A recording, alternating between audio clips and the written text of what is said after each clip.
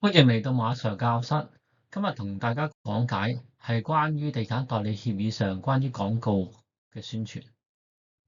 第一題睇條模擬題目。首先咧，每次睇題目，首先知道我哋問緊咩身份。今次係講業主，佢用電郵通知一間地產代理公司咧，係賣佢嘅村屋物業。村屋係屬於住宅物業。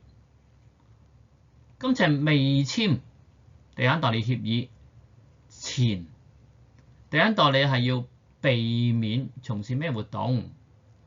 第一個喺網上宣傳，咁但係唔得啦，因為你都未簽地產代理協議，任何宣傳都唔可以做嘅。第二，攞過呢個村屋嘅土地登記冊，咁啊啱嘅喎。點解啊？你要填表格一，你要填表格一就係要攞個土地登記冊。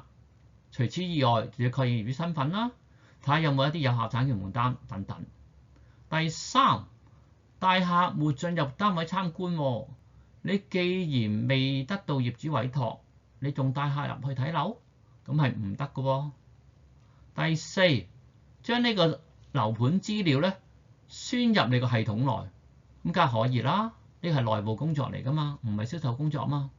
咁所以咧，地產代理係未簽地產代理協議之前咧，可以做2同4，但係今次係講避免咧，咁所以答案就係 A 啦。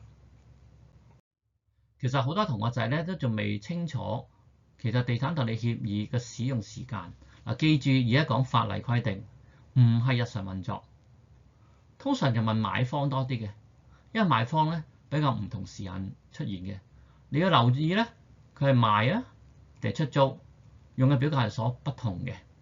如果收到呢個通知，就必須要係咩咧？7天內咧就要簽到地產代理協議啦。即係頭先講我哋問題，佢 send 咗 email 過嚟，係由佢 send 出 email 嗰日，唔係計你幾時開個 email 喎。1個星期內就要簽好地產代理協議啦。或者係咩咧？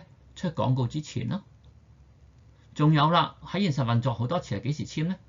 就係簽署買賣協議或者租契之前簽嘅。